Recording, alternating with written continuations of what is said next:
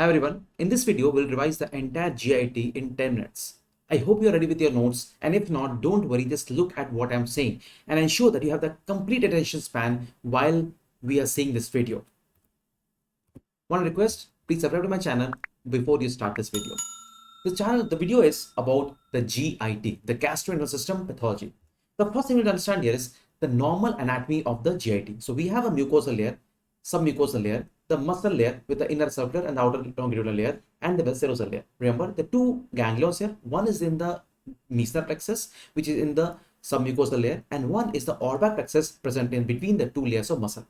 The first problem you see here is agangliosis, in which it's called as Hirschsprung disease, and happens because of the loss of a red gene. What happens because of this, as you see, the lower part is actually agangliotic. It has no hostrations, no peristalsis. So because of that, the normal upper part will direct like this. This is a directed upper part. This problem here is actually the absence of ganglions, which can be seen by the presence of the acetylcholinesterase stain and the absence of calreticulin stain. Remember, there's a loss of red gene. The same problem can also occur in what is called as achalasia cardia. In achalasia cardia, there's a triad of absence of peristalsis, absence of the inhibitory neurons, but the presence of a constricting stimuli given by the vagal stimuli. But that occurs in esophagus. Next one is a Barrett esophagus. In Barrett esophagus, what you find is this is the squamous part, and these are all the columnar epithelium. So what you expect is in the lower part of esophagus also what comes is a columnar epithelium, and hence it's called as columnar metaplasia. In microscopy, you may be able to see the goblet cell, which becomes the hallmark of this finding. Okay. Next one is the carcinoma esophagus. A carcinoma esophagus can have a squamous cell carcinoma. Look at the beautiful looking keratin pearls. It often happens because of various factors like alcohol, it can be smoking, it can be a prolonged achalasia cardia, it can be a human papillomavirus infection, it can be food preservatives, it can be the two disease like Tylosis palmaris, and the actually the Plummer-Vinson syndrome can also be a cause of it. So this is all the malignant cells with the keratin pearls here. And what you see here, this actually is a adenocarcinoma. Look at the glands and look at the mucin inside them. So this becomes a frank adenocarcinoma. The main reason being Barrett esophagus, but can also be seen due to the alcohol and the smoking problems in the patient. Moving ahead, we then move to the problem in the stomach, and one problem you all might be aware of is actually this all bacilli, which as you understand is the H. pylori infection. H. pylori can be stained by this typical stain called as Warthin starry stain. Remember, it can also be stained by the Giemsa stain, but a very specific stain for this is Warthin starry stain. The H. pylori has a CAG and a WAC-A toxin, which actually causes a basic problem. It adheres by the help of adhesins and is quite toxic there because it has an enzyme called as urease. Urease will split the ammonia and will then lead to formation of a urea and ammonia, which will lead to increase in the pH, and hence it can survive in the low acidic pH of the stomach. Well, it can show you the stomach can have two more diseases. It can have a Meniere's disease and it can have a foveal hyperplasia in that case. Okay, it can also be a Zollinger-Ellison syndrome. Okay, next it can be a gastric ulcer. A gastric ulcer can be a chronic gastric ulcer or can be malignant gastric ulcer. Remember, the difference is a chronic gastric ulcer has these folds up to this ulcer, while a malignant gastric ulcer, the folds will end quite far away from this ulcer. All the difference is here is a very clean base, where here it is a very necrotic base in a malignant gastric ulcer.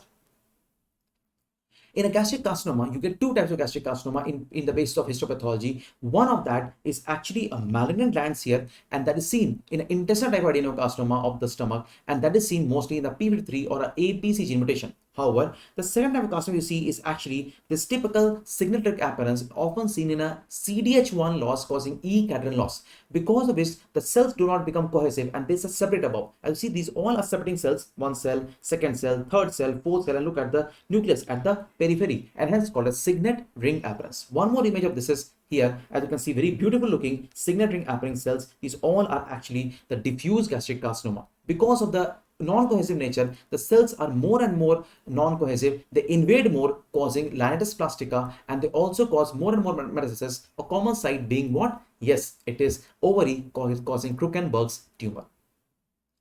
When we move to the intestine, we have a very important disease called a celiac disease. In celiac, the gluten is taken and converted to gliadin by the enzyme TTG. It is taken by the APC. Only those APC takes it which have a typical HLA DQ2 or HLA DQ8. They present it to the T cells, and the T cell will then release antibodies by the B cells, and the antibody will be against the gliadin, so anti-IgA gliadin antibody and anti-TTG gliadin antibody. It also has an anti-endomycin antibody, which is the most specific antibody released in this entire case. Remember, the T cell can also destroy the entire mucosal epithelium here, resulting in what is called as celiac disease, in which these all are the normal villi you see and the crypts here.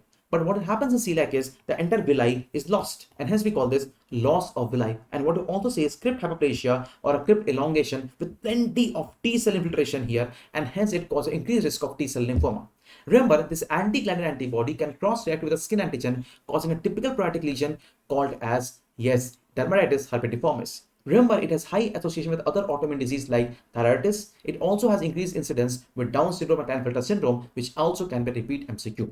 This is due to increase or taking intake of a bro, that is barley, rye, oat and wheat, and so it is best to avoid the bro in the diet of the patient. This also is a celiac disease.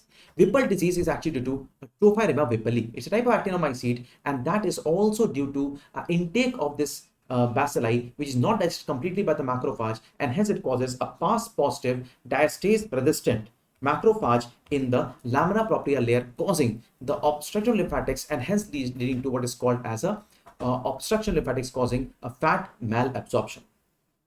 Inflammatory bowel disease. Yes, two times you all know it. Can be a celiac disease. Sorry, it can be a Crohn disease, as you see, normal, and the involved part, and hence called as skip lesions, or it can be completely involved here, as you see in ulcerative colitis. Remember, these are basic differences of these two diseases. It has skip lesions, it has a contrast involvement. Remember, Crohn disease always is mainly involved in terminal ileum, while this involves mainly rectum and the sigmoid colon. Second difference you should understand is a Crohn's has a major entire thickness involvement, and as we call this transmural involvement, while ulcerative is superficial involvement only. Crohn disease, it starts with what is called a small ulcer, and this ulcerative colitis starts with a large broad ulcer. This is called as Athos ulcer, but this is called as large broad-based ulcers. Moving on to what is called as a polyp. A polyp, it can be a juvenile polyp or can be a pure polyp. Both these polyps are actually a type of Adenomatous polyp. Juvenile polyp has large glands like this, while pure polyp has this typical arborizing pattern with the muscle layer and lot number of abnormal glands you see in a pure polyp. A few things you should understand is a juvenile polyp can show you syndrome called as juvenile polyposis syndrome, and a pure syndrome often has interception history, and along with that they have an oral mucocutaneous pigmentation. Remember, the pigmentation can also be in some other areas like genitalia and can also be in the head and neck. Remember, this has a STK11 mutation, while this one has actually a SMAD4 mutations. Finally, we move to what is called as a adenomatous polyp. Adenomatous polyp morphologically can be a tubular polyp like this tube, and they will have a villous polyp like this. It can be tubular or can be villous polyp like this. Any of these two morphology can be seen. They're often seen with the APC mutation, and that is what is called as FAP. Yes, a familial adenomatous polyp. A FAP can occur with two syndromes, can be Turcot syndrome, which has, yes, brain tumors like glioblastoma and the medulloblastoma. It can also have one more condition, and that is called as a Gardner syndrome with osteomas, multiple uninterrupted supernumerary teeth can also be seen there. So these two are very, very important to understand. Remember the new thing, what is called as attenuated FAP. Attenuated FAP is a condition in which you see less number of polyp, not 100 as you see or more than 100 as you see in a FAP, but around a polyp number of 40 to 60. It is often due to the MYH gene mutations, which is a DNA repair gene. It is not a APC gene mutation, and it's called as attenuated FAP. This can be a question this year and coming days. Well, this is a tubular polyp. Look at the beautiful tubes here. It's a villous polyp. Look at the villi, and can be a tubular villus like a villi, and also having tubes in this area. So if you get at this patients, often the treatment for that patient's prophylactic colectomy in the children of those patients. Okay. Finally, we move to two types of ulcer. You see a tuberculous ulcer with this transverse ulcer, and a typhoid ulcer, which is called as longitudinal ulcer. How to remember? A typhoid, yes, TIE, like a tie. It's a long ulcer and hence called as typhoid ulcer. Tie is a long ulcer, typhoid will be long ulcer, a tubercular ulcer would be a transverse type of ulcer.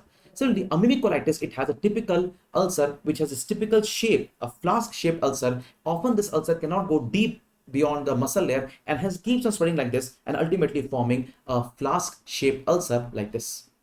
The tumors, the cancer of this intestine can be adenocarcinoma. Adenocarcinoma can be seen due to the prolonged Crohn's disease, It can also be in ulcerative colitis. It can be seen in high ratio of fat to fiber intake. It can be with a strong family history, and not to forget the APCG mutation, which also cause the adenomatous polyp. It is adenocarcinoma, which is the most common cancer as you see in a large intestine. Remember, it can be the left side or can be right side. Often, left side will often present with the bleeding, and right side will often present with actually a type of anemias. Iron deficiency anemia is often presentation there.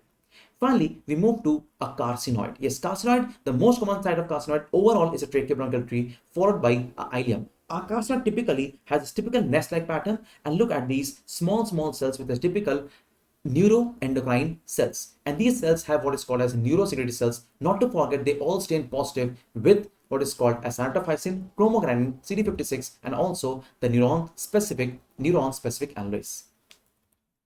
I hope you like this video. If you did like this video, please subscribe to my channel and ensure that you don't miss the upcoming new videos. Thank you. Goodbye.